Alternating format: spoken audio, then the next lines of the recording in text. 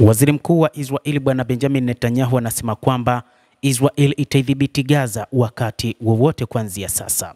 Waziri Mkuu huyo wa Israel amesema katika video mpya iliyowekwa kwenye akaunti yake ya Telegram kwamba Israel itachukua udhibiti wa Gaza yote na kuizuia Hamas kupora misaada inayoingia katika eneo hilo.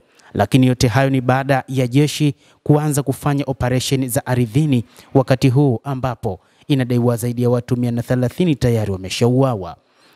Bwana Benjamin Netanyahu anasema kwamba ili kuweza kulidhibiti kundi hili la Hamas na kusaidia kuhakikisha wanawapata mateka wao ni kwamba lazima watumie njia nyingine mbadala ya kuiteka Gaza na kwamba hakutakuwa na mtu atakayeweza kutoka wala kuingia.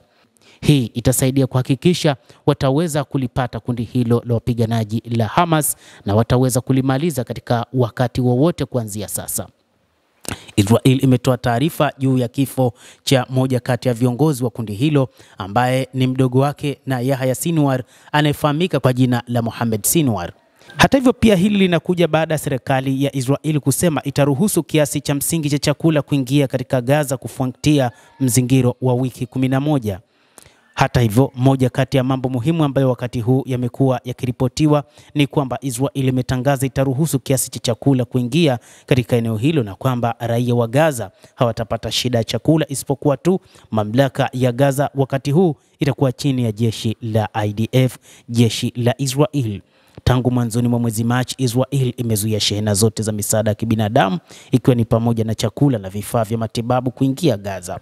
Uzuiaji huo umelaaniwa na viongozi mbalimbali duniani na mashirika ya misaada huku Israel ikikabiliwa na shinikizo la kutakiwa liondoke. Umoja wa Mataifa umeonya juu ya hatari kubwa ya njaa kwa Wapalestina milioni 2.1 wanaoishi katika ukanda wa Gaza. Mashirika mengine ya misaada yamesema kizuizi hicho kinaweza kuwa uhalifu wa kivita na ni sawa na sera ya njaa. Shirika la habari la BBC limezungumza na Wapalestina katika eneo hilo ambao wameeleza mapambano yao ya kupata hata mlo mmoja kwa siku. Moja kati ya raia katika ukanda huo wa Gaza wanasema, watoto wangu wanalala njaa. Baba wa watoto 6 anasema, wakati mwingine mimi huketi na kulia kama mtoto mdogo ikiwa sitaweza kuwapa chakula. Serikali ya Israel inasisitiza kuwa hakuna uhaba wa chakula sasa katika ukanda wa Gaza baada ya kupeleka na kuruhusu chakula kuingia katika eneo hilo.